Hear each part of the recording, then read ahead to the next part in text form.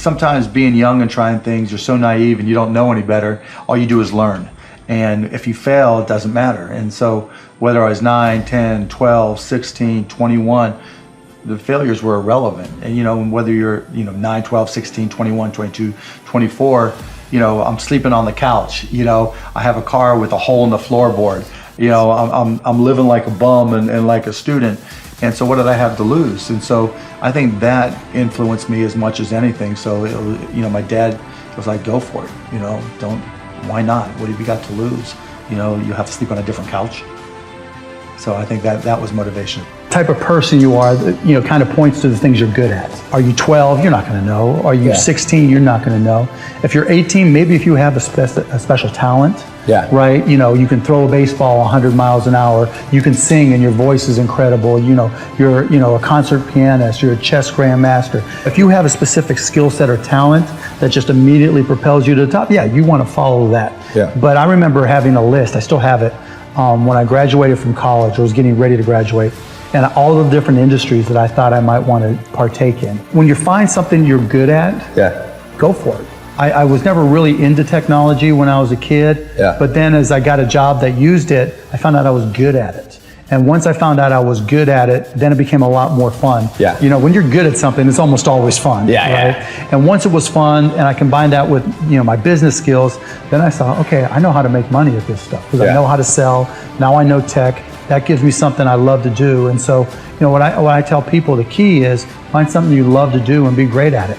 You just have to try different things, and even if 99% of them fail, you only have to be right one time. You don't have to figure it all out in advance. You can be wrong, you can pick the wrong career, you can pick the wrong job, you can pick the wrong spouse, you can pick the wrong whatever. But you get it right one time, you're set. But if you don't try, and if you don't go out there and try all those different things, you'll never get that one time.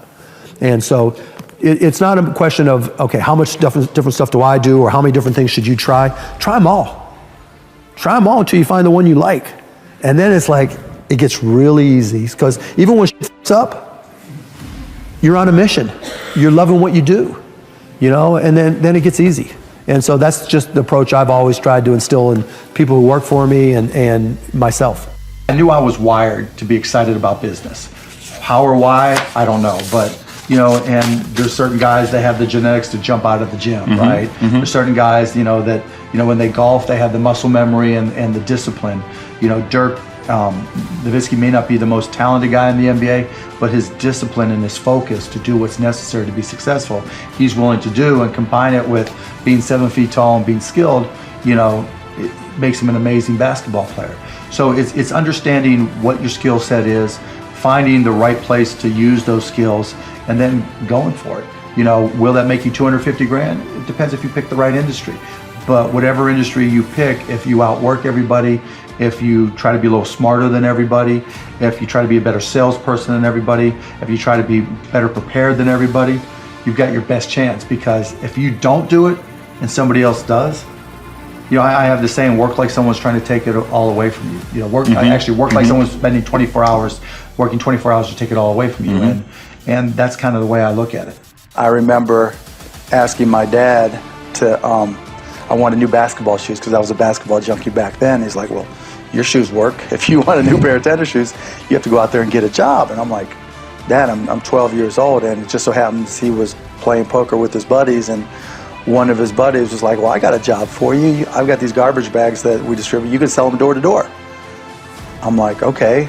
And it was when I was selling them and realizing that I liked to sell and that I could sell, and that I recognized that selling was about providing a service and creating value for people, that I knew that I would literally back then, I knew that I could always succeed. I remember I was 16, I think, when I started a stamp company and started going to stamp shows and trade shows and just working a little bit harder than other people and trading up from one stamp to the next. I remember one time I started with a quarter and bought a stamp and left with $50, thinking, hey, if I could do this, I could do anything. And it's not that everything worked. I failed a lot, but I never ever felt like I wouldn't be able to work hard enough to succeed. I also always say it's not about passion. everybody's got passion for something, Yeah. right? Don't follow your passions, follow your efforts. Because people say, I was passionate to play baseball. I was passionate to play basketball. Yeah. Doesn't mean all of a sudden I was going to be good enough. Yeah. But I found myself being really curious about business, being really curious about technology. And that curiosity is really what drove me. And I think, particularly if you're young today, curiosity is great. Always learning and trying to find new things and being curious about new things, because that's what leads you to that path. Trying to figure out in advance, that's hard because you don't know what you don't know. Be prepared.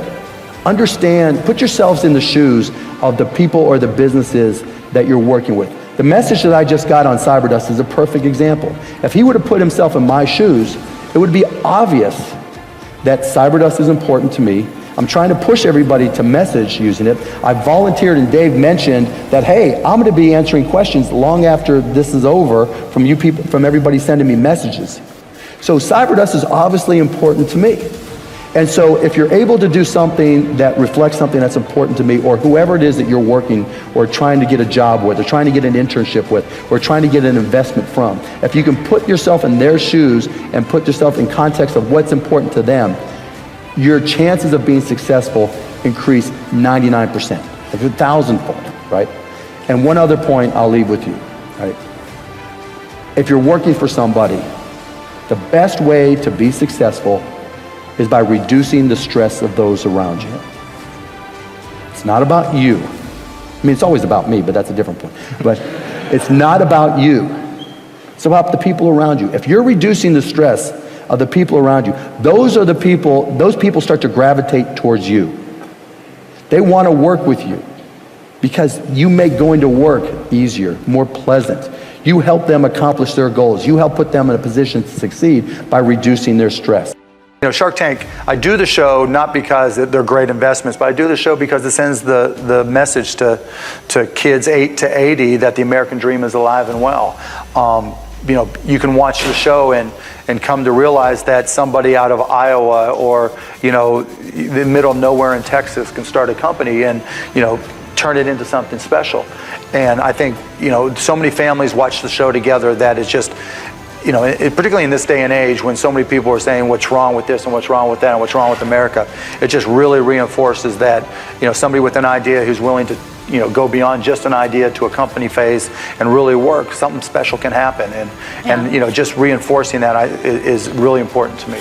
What makes it work is like everybody's got ideas, right? And most people just think, oh, it's my idea and I don't have this, right? The people that get it done, they don't look at the obstacles, they look at the opportunities. Instead of coming up and say, oh, wish I had a connection, wish I had money, wish I had this. Like this dude with the surfboard, man. He went out and found a used surfboard and he started putting it all together and it was just his time. And then he took it, built one, figured it out, built another one. And then it's the same thing with some of the other, pretty much all the other companies where, rather than finding the excuses why they can't do it, they find the reasons to make it work and then they just bust their ass and good things happen.